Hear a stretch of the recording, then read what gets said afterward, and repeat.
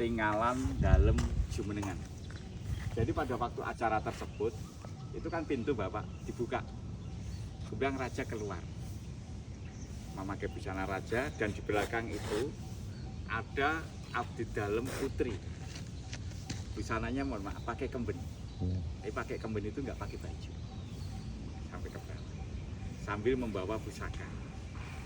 Ikuti raja. Kemudian kalau raja duduk di kursi dampar kencono, abdi dalamnya itu duduk di bawah, di belakang sambil membawa pusaka.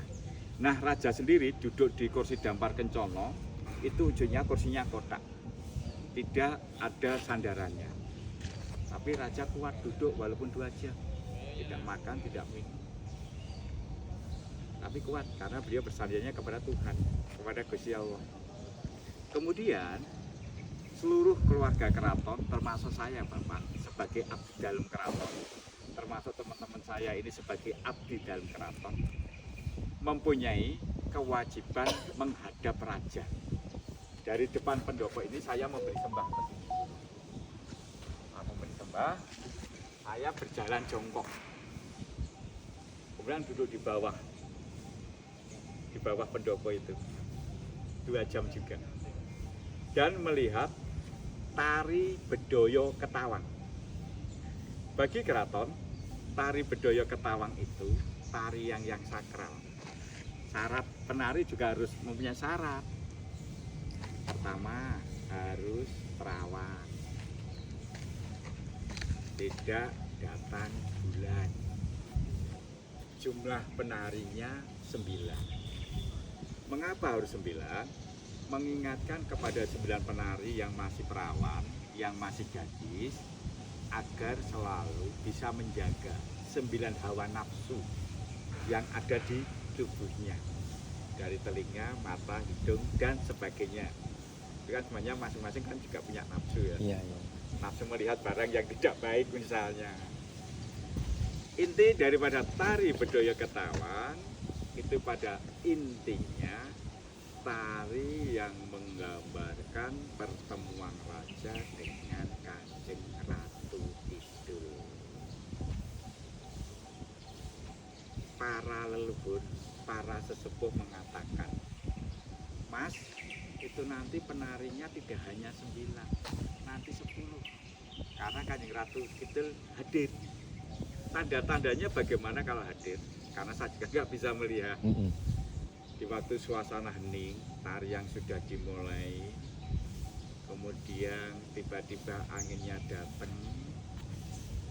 Nah, itu pertanda Kanjeng Ratu Kidul hadir untuk ikut menari. Karena Kanjeng Ratu Kidul itu Bapak, itu juga sebagai pendamping raja yang bertahta di Keraton Surakarta. Nah, kalau di keraton ini juga mempunyai kepercayaan 4 penjuru mata angin yang menjaga kita, yang sebelah selatan, pantai selatan Kanjeng Ratu Kidul, yang sebelah timur Sunan Lawu, Gunung Lawu, yang sebelah barat Gunung Merapi, Kanjeng Keconosari, yang sebelah utara itu Alas Krendo Wahono.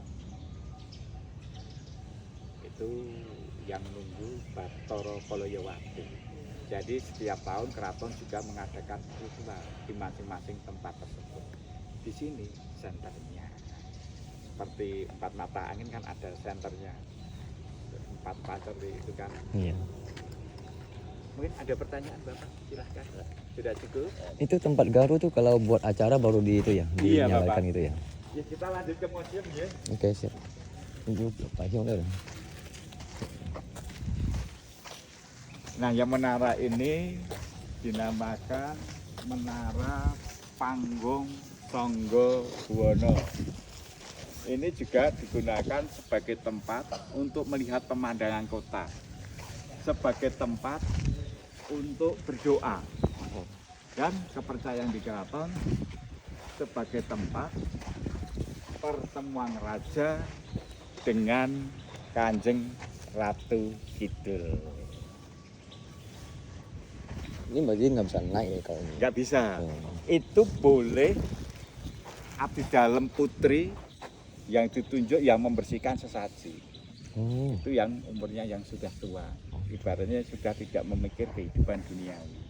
Jika harus memakai kemben.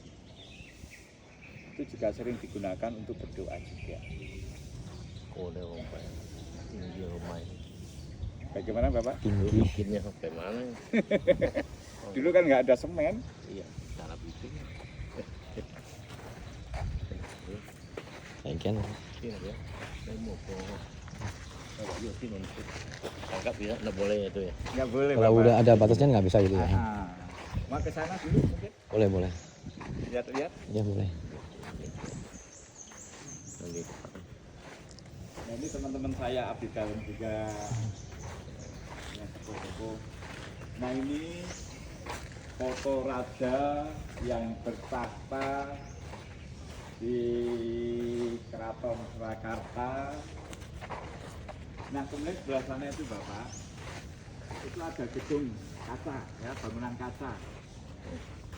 Namanya Sasono Gondrowino. Jadi kalau upacara di sini kan nggak ada makanan. Iya. Nanti kalau sudah selesai upacara di gedung kaca itu baru boleh makan.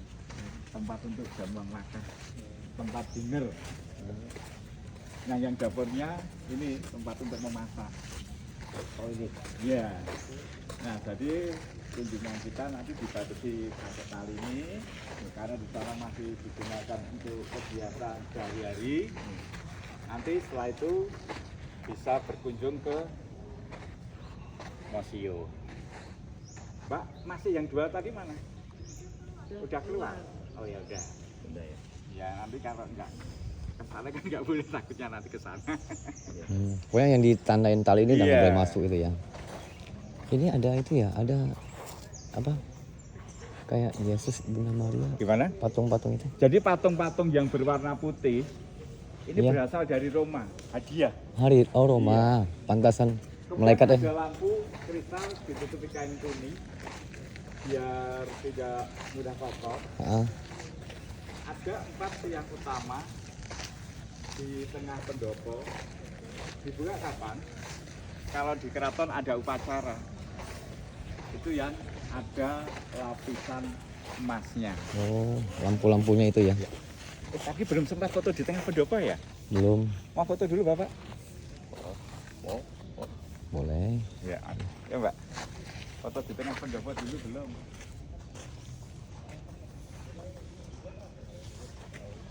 Silahkan. Enggak, nanti biar dibantu. Ya, siap. Di sini ya. Ya, nanti. Sini ya.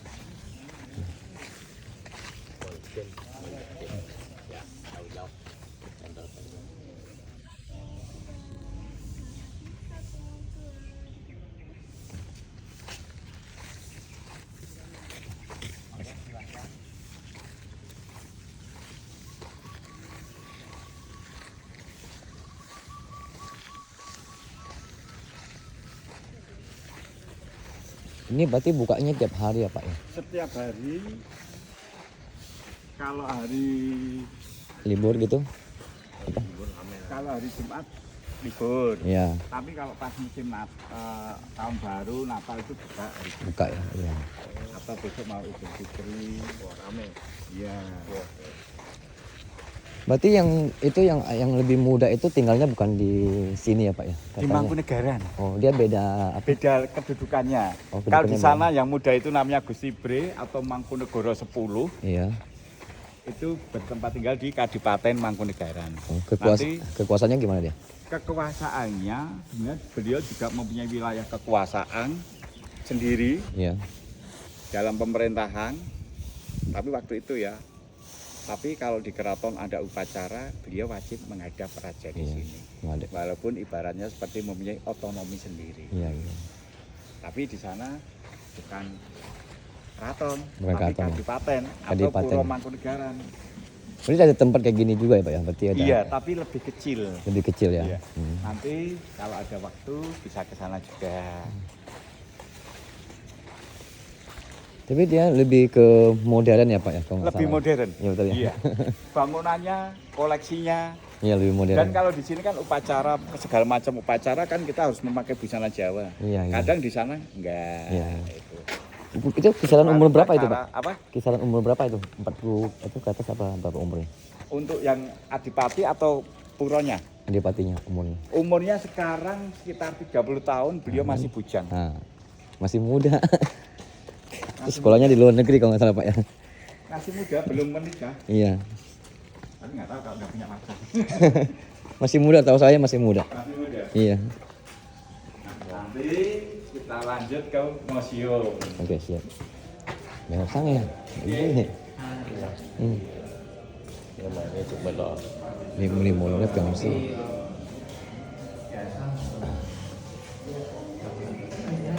Tunggu Pak. Silakan. Tunggu. Baru diperbaiki Bapak. Ini silakan. Kita bisa melihat koleksi kursi dulu ya kan. Iya. Ini koleksi yang 1 dan 2 kanan kiri. Ini berasal dari Cina. Yang di tengah berasal dari Belanda. Yang di depan kita ini berasal dari Bali. Bali ini. Bali. Kemudian di depan kita ini ada foto raja yang bertahta di Keraton Surakarta. Dan yang di depan kita ini ke-35 Putra putri. putra putri Pakubono 12. Yang nomor 2, Heeh. beliau tapi putra yang paling tua, yang menjadi raja. Yang nomor 1 kan putri, nggak boleh menjadi raja. Iya. Dari ke-35 putra putri Pakubono 12 atau juga adiknya raja, itu juga bekerja seperti kita pada umumnya. Ada yang menjadi tentara, ada yang menjadi notaris, pegawai negeri, dosen, dalang, anggota DPR waktu itu juga ada. Siapa? Wartawan juga ada, guru, wira swasta. Jadi semuanya juga harus bekerja seperti kita pada umumnya. Kalau dulu raja yang sekarang ini sebelum dia menjadi raja, beliau pernah bekerja di minyak. Di minyak ya. Mungkin ada yang kenal Bapak? Ada yang kenal ya? Kau kenal sih mungkin nggak tahu ya. Kau tahu mungkin Mungkin kira-kira di gitu lah. media, Iya. mungkin. Nggak ada media nih. Iya. Kemudian di keraton ini juga ada pahlawan nasional. Pakubono 6, Pakubono 10. Mbak digoneh Mbak. Mbak digoneh. Pakubono 6, Pakubono 10, beliau pahlawan nasional. Keraton Surakarta mengalami zaman kejayaan dipimpin oleh beliau Pakubono 10. Waktu itu beliau sudah membangun sekolahan, jembatan, rumah sakit, pasar, tempat ibadah. Beliau ini membangun bukan hanya masjid, tapi beliau juga pernah memberikan tanah atau aset keraton untuk didirikan teman-teman, untuk sembahyang teman-teman dari Konghucu, vihara. Ya. Itu yang sampai saat ini masih ada di dekat Pasar Gede. Ada juga gereja untuk sembahyang teman-teman dari Katolik. Pakubono 10 beliau didampingi 60 putra putri, 40 selir, 2 permaisuri. Salah satu permaisuri Pakubono 10 yang bernama Gusti Kanjeng Ratu Emas. Beliau putri Sri Sultan Hamengkubuwono ke-7 dari Keraton Yogyakarta. jadi pertarian kekerabatan.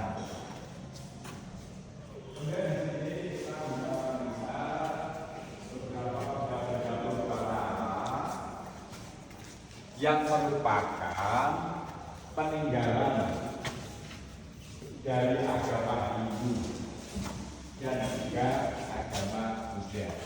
Ini peralatan upacara yang digunakan oleh para pendeta agama Hindu.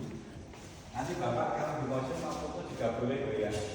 Kiranya nanti tertarik silahkan. Nah ini ada juga patung Ganesha yang merupakan dewa ilmu pengetahuan, anak dari Siwa Mahadewa. Mungkin kalau jalan-jalan di Bandung, kampus ITB Mas, lambangnya pakai Ganesha juga. Selain tinggal dari agama Hindu, kita juga bisa melihat beberapa yang merupakan peninggalan dari agama Buddha. Nah, bahan untuk membuat patung ini sendiri yang ada di dalam ini yang berasal dari perunggu. Jika juga Bapak kamu nggak mau yang bersikat silakan.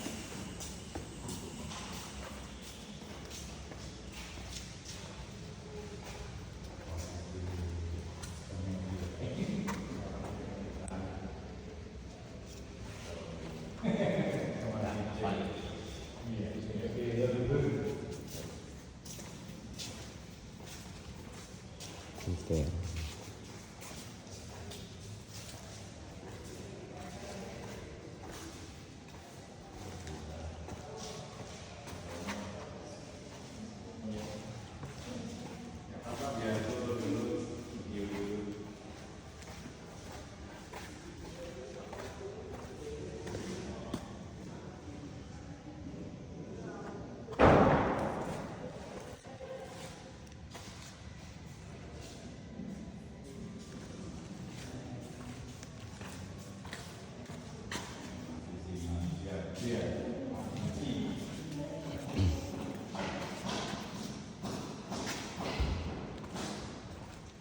Ini men Ganesha.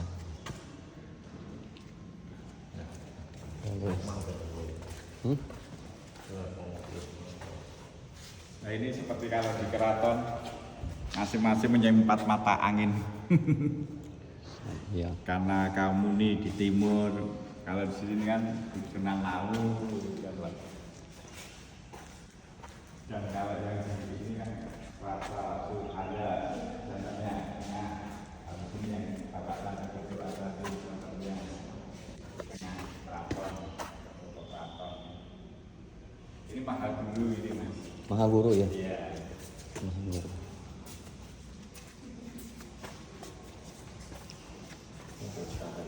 Ya. Ya.